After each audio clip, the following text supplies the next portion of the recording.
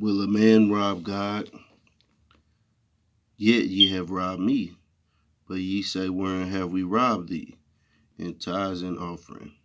Ye are cursed with a curse, for ye have robbed me, even this whole nation. Bring ye all the tithes into the storehouse, that there may be meat in my house. And prove me now herewith, said the Lord of hosts.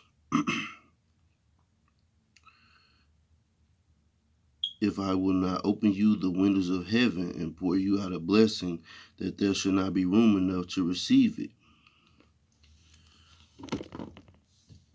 Hey everybody. So first we had Paula White taking advantage of this current day situation and trying to profit from it financially, and now we have Kenneth Copeland.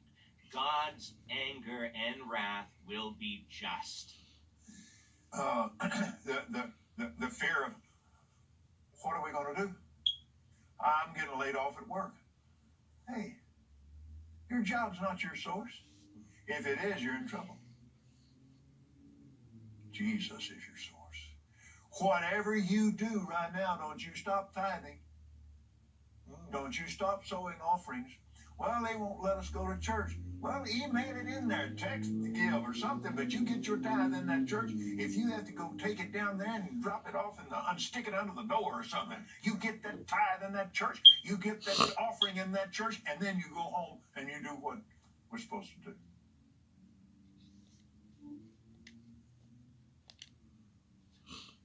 See that? These Hi, I'm Michelle Weaver. these these pastors, man, they something else, man. You know, they wolves in sheep clothing, man. They not here to feed the people. That's all they worried about is filthy lucre, man. Like I read in Malachi, 3rd chapter, 8th verse. You know, will a man rob God? Yes. You know, wherein have you robbed thee? In tithes and offering. These guys come just harp on people sending their money in, and they're not learning anything about the scriptures.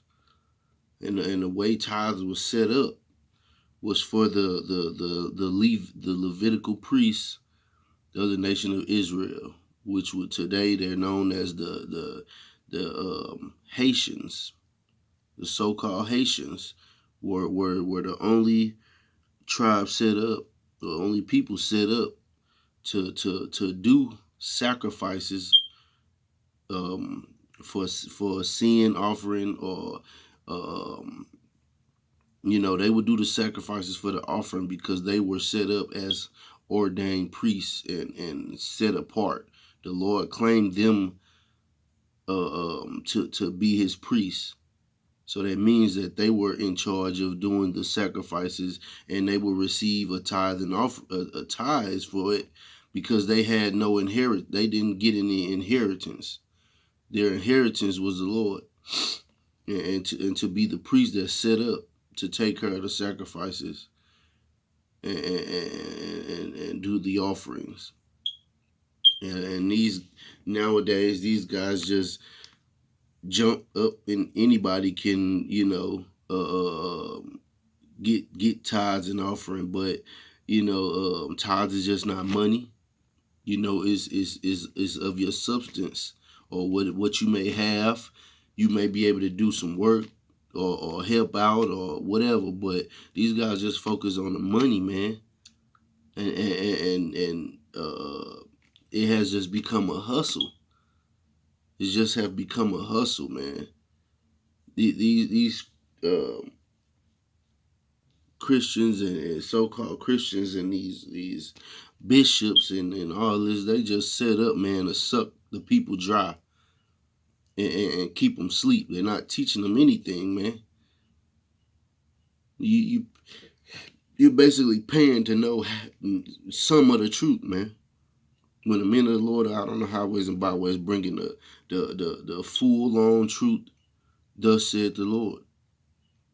But people don't like that because it's too abrasive.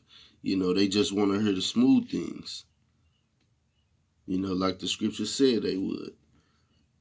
And I grew up um, in the church, in Illinois, Church of the Living God. And every time it was time for tithes and offering, my pastor would bring out Malachi 3:8, you know, and read that to try to make people feel guilty and give money. But really, he should have been feeling guilty because you robbing God, man. You are carrying out tithes and offering like it's owed to you. I remember one time he said God needs money and God's man need money too. And whoa, I was kind of done right there. What the Lord gonna do with your funky dollars, man? You know what he gonna do with your money, man? Scripture say you can't a bigger house big enough to hold him in. If the earth his footstool, what is a dollar gonna do? But they prey on the ignorant and the hurting and make them believe that giving all their money to some man, some nigga at church, man, is gonna help their situation. Tithes is set up for nowadays at least somebody who's telling you the truth, man, who's bringing out the scriptures to you, man, who's feeding you and nurturing you spiritually. Who cares about your salvation.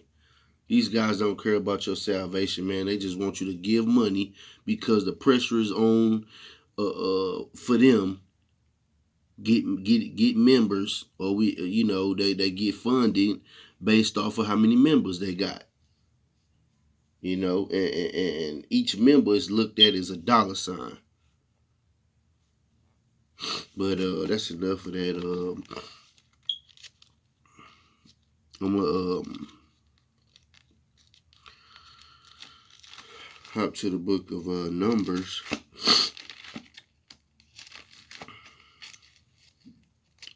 Chapter 18. And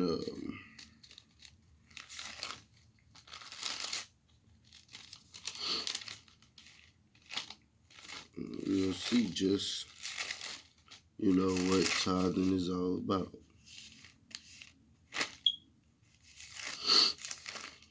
Okay.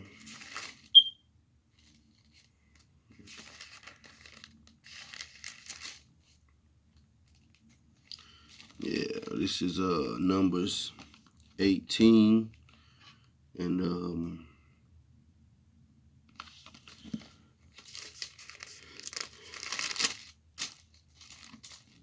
so I'll start at verse 26, and it reads 25.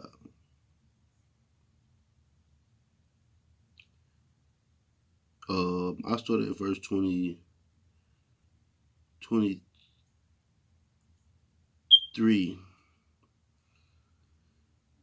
Salaki, I started at 22. Salaki. Neither must the children of Israel henceforth come nigh the tabernacle of the congregation, lest they bear sin and die. So the Lord had it set up to only the Levites, which are known today as the Haitians, were able to come near the tabernacle of the Lord. Because if you had any sin on you, man, you was dying, man. Verse 23, but the Levites shall do the service of the tabernacle of the congregation, and they shall bear their iniquity. It shall be a statute forever throughout your generations, that among the children of Israel they have no inheritance. See, the Levites didn't have any inheritance. Their inheritance was to do the service of the sacrifices and of the offerings, and in turn they would get the tithe money. And they were ordained priests, had a real connection with the spiritual um, aspect of life on the right hand side. And today we see them; they all into voodoo and all kind of madness because they done went to the left hand side of the spiritualness. But nonetheless, they were the ones that set up to do tithes and offering. Verse 24. But the tithes of the children of Israel, which they offer as an heave offering unto the Lord, I have given to the Levites to inherit. Therefore I have said unto them, among the children of Israel they shall have no inheritance. Verse 25, and the Lord spake unto Moses, saying, thus speak unto the Levites, and say unto them, when ye take of the children of Israel the tithes which I have given you from them for your inheritance, then ye shall offer up an heave offering of it for the Lord, even a tenth part of the tithe. And this your heave offering shall be reckoned unto you, as though it were the corn of the threshing floor, and as the fullness of the winepress. Thus you also shall offer an heave offering unto the Lord of all your tithes which ye receive of the children of Israel, and ye shall give thereof the Lord's heave offering to Aaron the priest. But the point was up. The Levites, so-called Haitians today, were the only ones set up to collect the tithes and offering, because they didn't have an inheritance.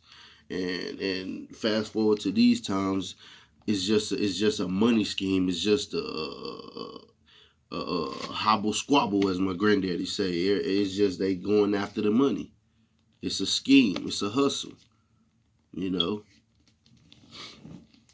not telling the people any type of truth or whatever, and it's all about the money. They're not giving, helping people. To be fair, there are some small churches that are not connected, to Esau and have to do his bidding, but they don't get any funding. They, very small. and pretty soon they probably will be out of service, because Esau's closing the hammer down and trying to control everything.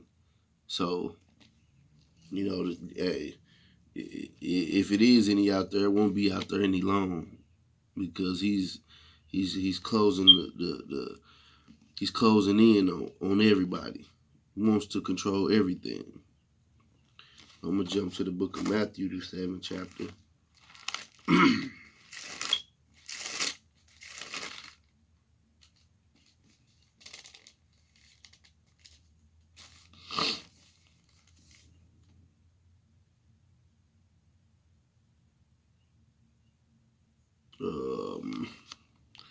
Salakia.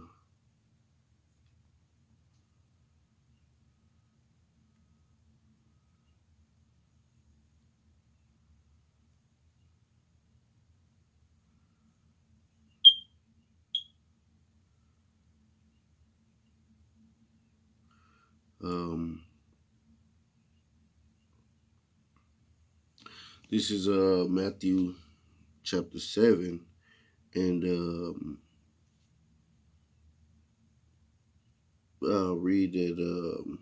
I start at verse 15. Beware of false prophets which come to you in sheep's clothing, but inwardly they are ravening wolves. Ye shall know them by their fruits. Do men gather grapes of thorns or figs of thistle? Even so, every good tree bringeth forth good fruit, but a corrupt tree bringeth forth evil fruit. And this, these are wolves in sheep clothing, man. They come to you all nice and all this and that, and oftentimes they prey on the sick, they prey on the elderly, and they prey on the ignorant. single mothers and so forth, just to uh, get you to tithe. That's all it's about, getting your money, and not giving you any spiritual food, any truth. And people think just because these guys are set up next to Esau and getting all the benefits and goodies, and they wearing suits and stuff, that they are godly men. And that's couldn't be far from the truth. you know um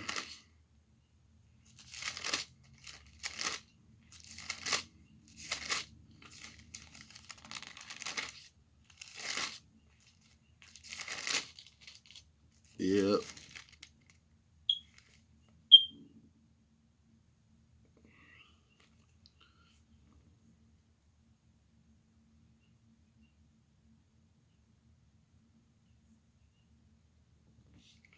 I'm gonna jump to the book of Titus, 1 and 11.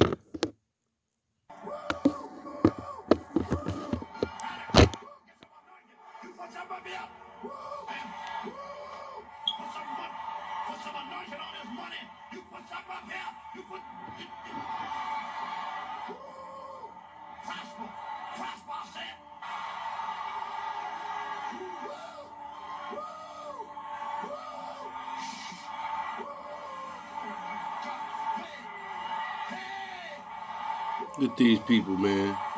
Just nuts. What, no scripture at all on this,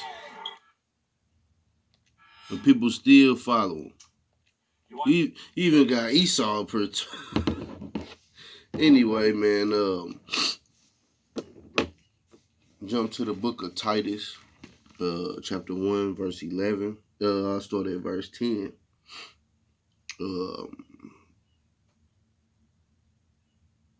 I'll start at verse 9.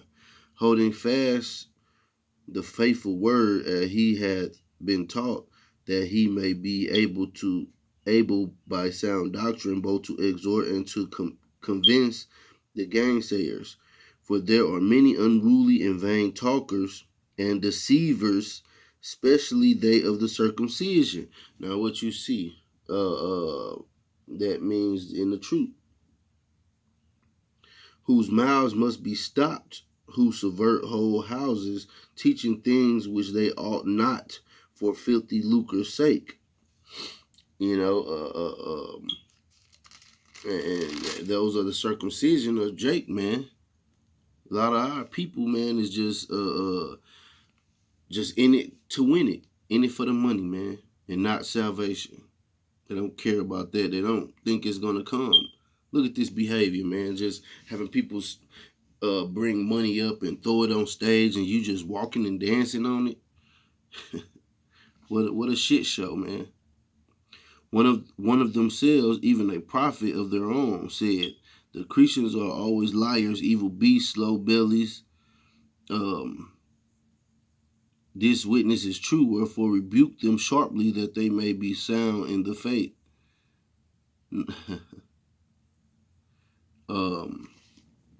But yeah, that was the point. A lot of these guys teach what they teach for filthy lucre's sake, man, and that's the same thing today. These guys, God love everybody.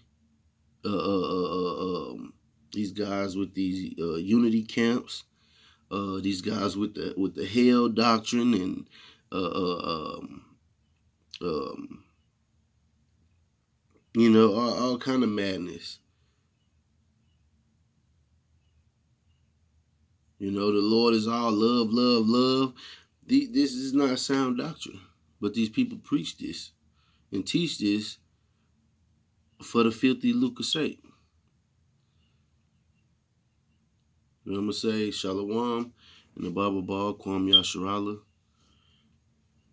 GTA, we almost home.